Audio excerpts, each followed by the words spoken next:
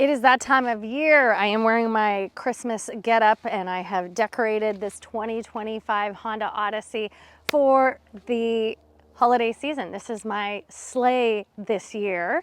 And I love Honda Odysseys. This is what I drove when my kids were little because I think minivans are simply the greatest family car out there. They're just so versatile. They have so much space and they have so much flexibility with the sliding doors and the different seat configuration. This one even has 8 seats. The ones I used to have were always 7-seat without a seat in the middle of the second row, but we have the 8-seater Honda Odyssey. And this trim is new for 2025. It is the black edition, and I could not find this on the US Honda website, so I think it might be Canada only. This gets a refresh for 2025. Come and have a closer look at this front bumper. We have new updates for 2025, and I do love the black and red combo, new headlamps. So the rear gets updates as well. I love these new tail lamps, and the lower bumper is new. We have our black edition badging. This is the top trim in Canada. In the US, the top trim is the elite trim, I believe it's called. So it's just gonna have a couple of differences from US to Canada. One of the things I love so much about minivans is this cavernous amount of space. When you have kids in car seats, you're gonna have strollers, you're gonna have gear, always a diaper bag with you.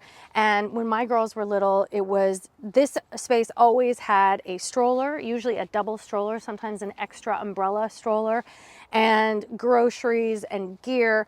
And then when these seats are folded, it is completely flat back here and you have a huge amount of cargo space. So these are ideal for road trips. The Honda Odyssey is still ideal for road trips. Even if I didn't have 3 kids, I mean 2 kids and gear, it's phenomenal. Okay, so that middle seat does come all the way out. When it's folded down like this, it's like a center console. And when that seat is out, it's actually really easy to use that center area as a pass-through for your rear seats, especially when they're little kids and they can come climb back here themselves and hop in to their car seat themselves here in the 3rd row.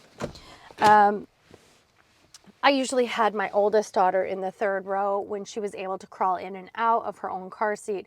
And then eventually they get to buckle themselves into their car seat as well, or their booster seat. Back here, it's a 60/40 folding seats. These headrests do come up for safety.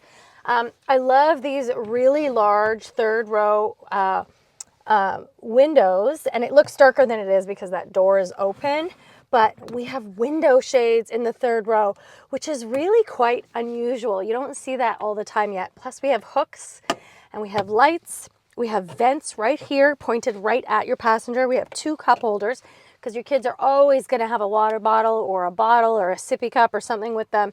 USB-C chargers back here and headphone plugins for the entertainment system because yes, this top black edition has the rear entertainment system with a bigger screen than outgoing with HDMI connection as well.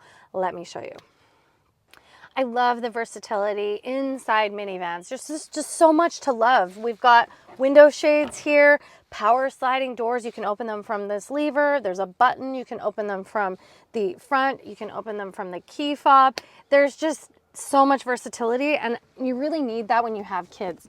And then this center comes down into a full console with 3 cup holders, but this whole center seat is also totally removable. So if you don't need this seat, it actually makes a ton of sense to get rid of it, put it in the back or put it in the garage or whatever. If you're just using these 2 seats and maybe one in the back, it's just very versatile. Then we have a completely flat floor, 2 USB-C chargers and 2 more cup holders here, and then seat back pockets. This 2025 entertainment system got a bigger screen for this year. And then here's our camera, which is the camera that looks back here that you can watch from the front driver touchscreen so that you can see what your kids are up to.